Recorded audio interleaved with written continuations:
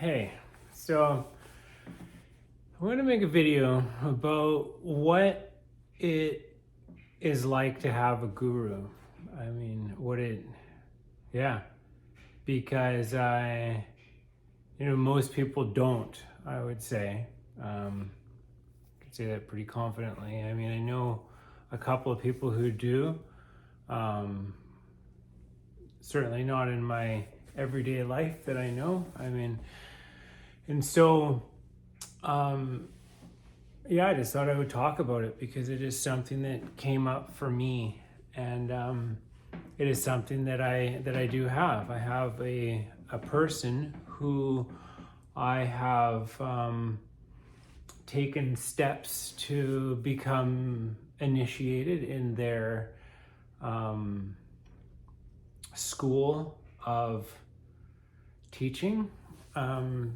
So basically, just like a little bit of the background is that I walked the path of plant medicine for many years, like say 20 years, and that was like, it was great. And then I reached a point where I could tell that I had been taken as far as that medicine needed to take me. And so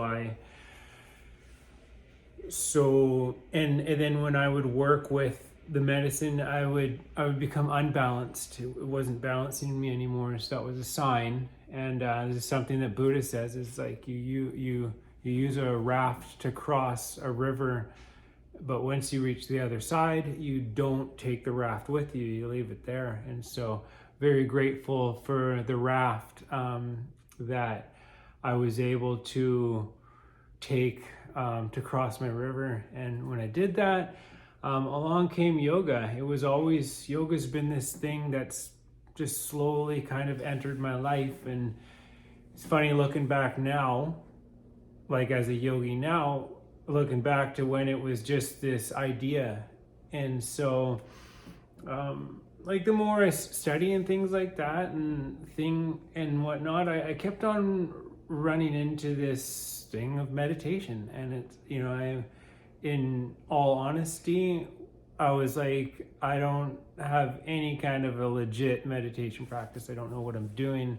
I don't understand the process, had like anything about it. And so I read the book of Paramahansa Yogananda, who is my guru, and I read it twice, and it was evident to me that I had come far in my journey, but there's more. And I think like sometimes it's like, if you want to reach that next level, you need schooling. You need to learn from a master, somebody who has achieved mastery anyways. And so he is an individual who attained self-realization, and that's why he started a school called the Self-Realization Fellowship, and teaching about yoga, philosophy, and meditation, and Kriya Yoga eventually, if you choose to stick with it. And yeah, and so I did. I took his lessons. I mean, it's free to do. Anybody can do it. It was a challenge for sure, because I have my own ideas, I guess my own ego about what things are and how everything works. But recognizing the accomplishments that somebody else has made, it's like, well, I think it would be arrogant to think, no, I know better than somebody who has the hallmarks of a person who has attained mastery. It's like, I have the hallmarks of a person who has not attained mastery, right? So kind of, that's the thing. And so I was like, okay, well, you have to humble yourself to the point where you can say, I have something to learn, and I will just listen with open ears and put my thinking aside, my thoughts and beliefs, my perspective, I just put it all to the side. It's not like to the side gone, but enough to open my ears to the point where I'm capable of receiving the teachings that somebody else is giving, without feeling the need to challenge them straight off the bat or to dismiss them as I don't know, incorrect or irrelevant or just out to lunch or something like that. So and yeah, and so like this guy, like I said, he has these qualities, to if you read his book, it's just like in his words, you can tell you couldn't write a book like that if you didn't have your finger on the pulse of something, right? I mean, even I'm listening to it now years later. It's like my third time going through the whole thing, but with a lot of different perspective, because we've come a long ways in the last few years, and just hearing the things that he I'm able to register a lot more of what's being said, because I guess before, a lot of it was going over my head because of the terminology. If you're not aware, if you're not very good with your Sanskrit, and also just with your yoga terminology and philosophy and all that kind of stuff, I mean, you can only take in kind of what you can, but so now it's phenomenal. It's clear to me that this person, it was a good choice on my part to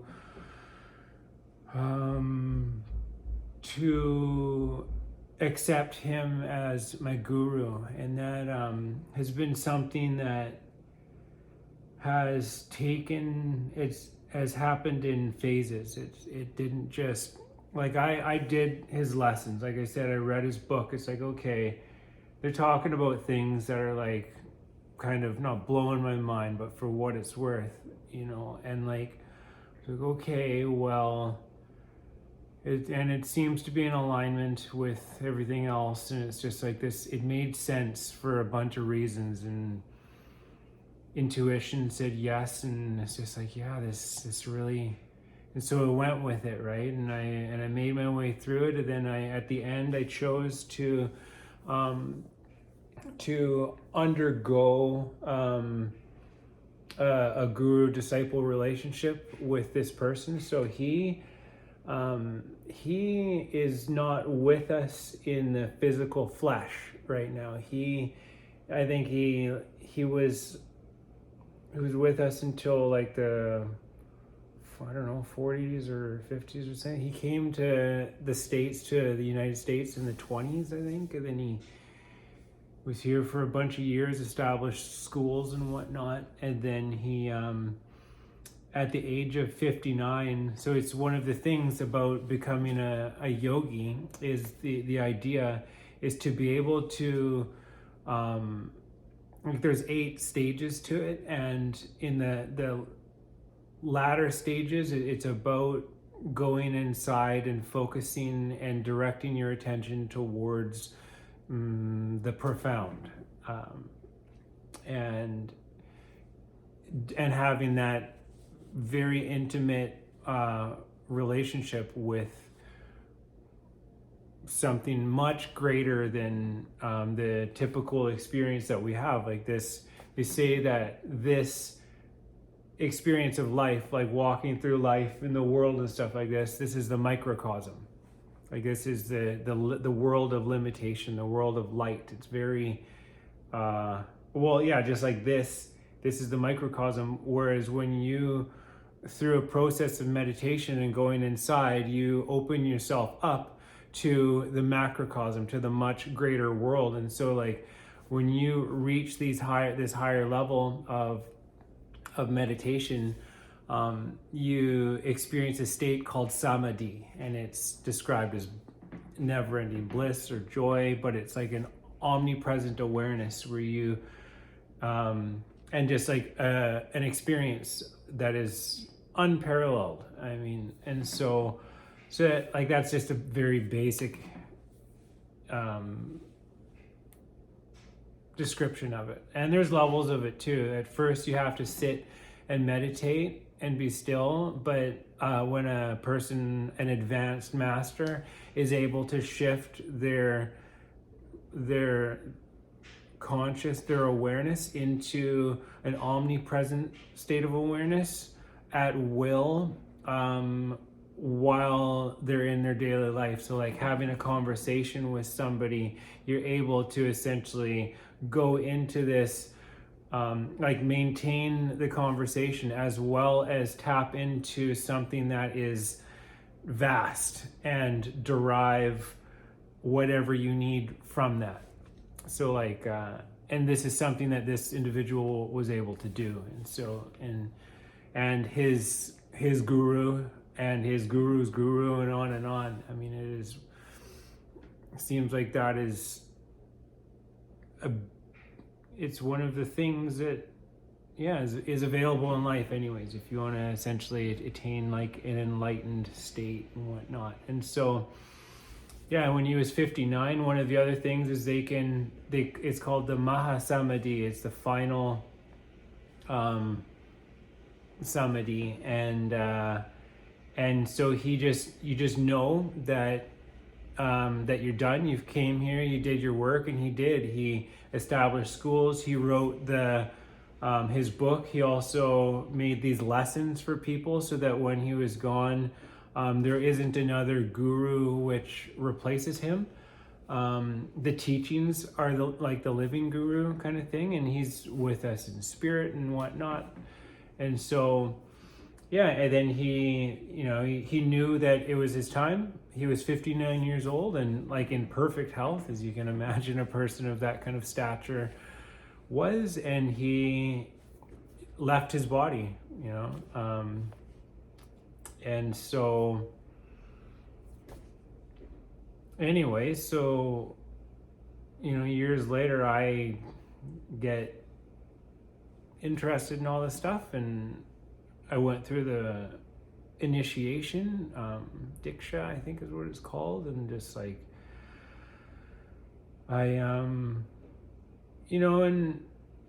I guess what I did was I found my way to rationalize it to myself. It'd be like, okay, well, I will accept somebody as my guru in the context for myself that I have no desire to accept somebody else as my guru. So it's not like I'm gonna go looking for another guru, but then it's like I had intellectually accepted somebody as this person as my guru, and that's great, and I study everything, Buddhism, Taoism, Hermeticism, yoga, as well as a variety of other doctrines, a lot of channeled stuff,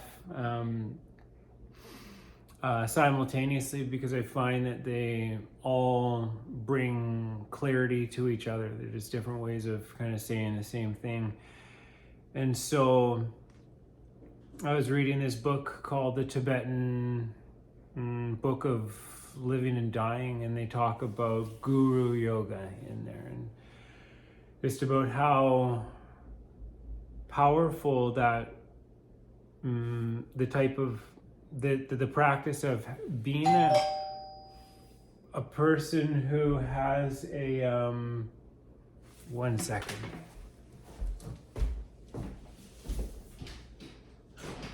Hi. Why interrupting you? Yes. You can come in, just be quiet.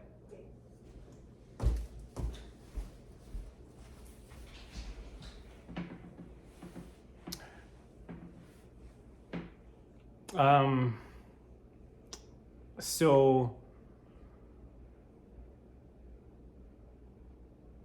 yeah, I mean, it speaks about the importance of the significance of having a relationship between a guru and a disciple, and how much progress that you can make when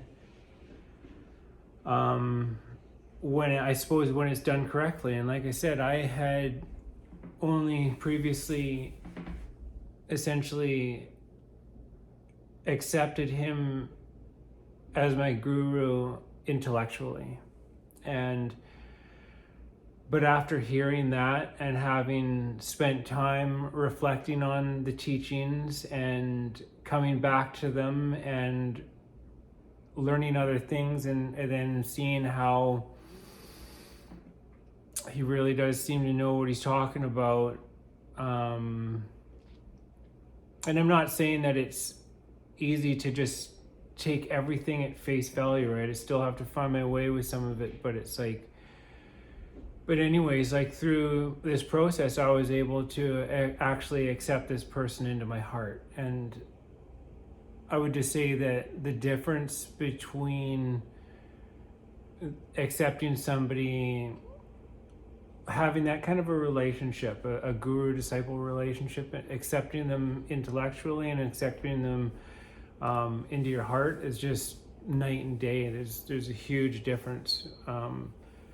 Because there's like a surrender, you know, and it doesn't mean that I give up my sovereignty. You know, I'm still a free thinking individual. It's not about bowing down, but it's about putting my ego aside and being more receptive to it, and actually, you know, and I guess it's where that ego comes in, is like to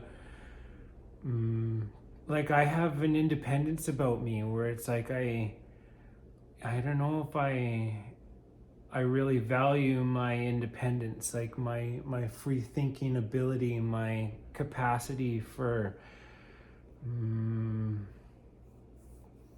you know, so it's like to really accept, or to, I don't know why it's so hard to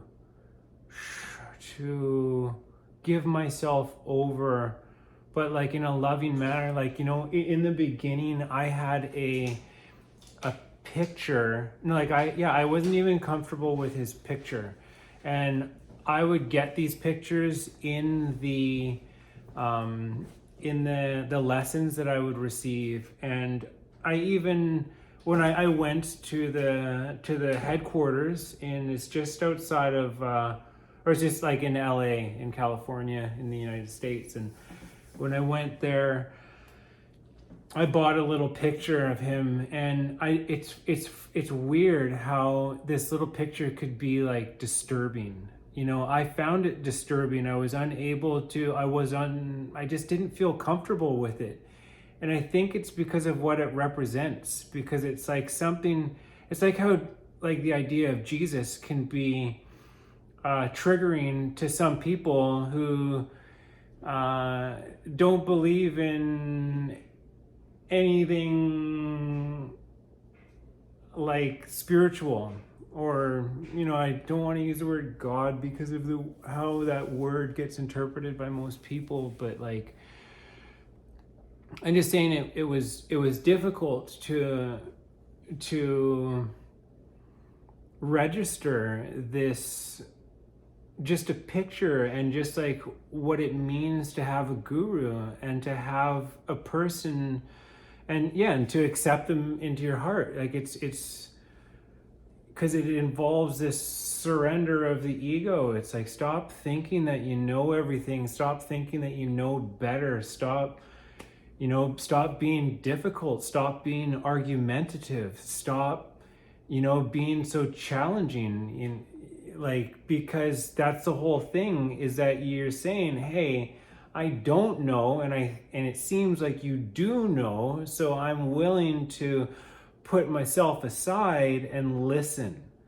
I'm here to pay attention, not to try to impose or to challenge or, to that kind of stuff. So that's like involved in that type of a relationship. And it was a profound experience for me when I was able to finally accept him into my heart. And I could tell, because of how I felt about the picture, I was comfortable having his picture in my presence at any time. I didn't feel that his eyes, like the windows to the soul, they're it's not that they're piercing, but it's just, there's something about it that is just like, I don't know, maybe gets me like a little bit defensive, or it used to anyways. I just wasn't ready. I needed to slowly acclimatize. I needed to get comfortable to have this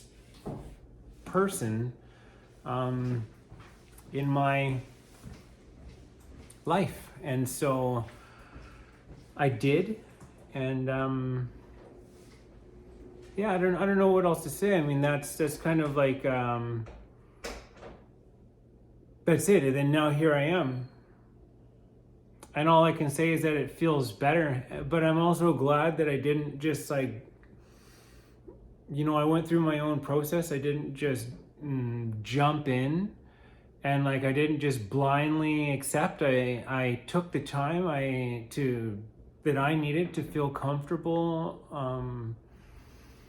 with the whole situation, and it just unfolded as it needed to. I didn't actually do anything. It's not like I actually went through a process, like I wrote it out and went through some steps or something like that. It's just it naturally evolved. It was again an organic process. But yeah, it's nice to be on the other side of it. And I'm sure there's even more levels to it, because I'm still, I still have my, I guess ego is the word, the ways that I'm finding my way through all this kind of stuff. And so, yeah, I just, just really grateful that it's all kind of come full circle. And like I said, because of the nature of the relationship, whereas it's not like it's a profound relationship. I mean, all relationships are profound, but this one in particular, it's nice, the feeling that I'm actually honoring it, properly. It makes a difference to me, and I guess, yeah, in ways that I don't even know how to describe, but it feels good. So yeah, the other way, one of these, I like ways to explain stuff, and it's just like, why a guru? Why do you need a guru? Well, how about like if you want to learn how to play the piano? I mean, winging it versus being taught by a teacher who is particularly skilled at that, there's a big difference. Or say martial arts. You're probably going to advance much faster if you study under somebody who is a master, who knows what to look for, who understands the stages of things. And then, once you attain mastery yourself, then, you can perhaps make a more, you can make it whatever you want, or I don't know, but that's the idea anyways. Is just like, yeah, so you want to learn how to do something properly, ask somebody who's really good at it, who it's really clear, who's blatantly obvious that they're just a cut above, and listen. And so that's, I guess, where I'm at with the whole thing. And yeah, so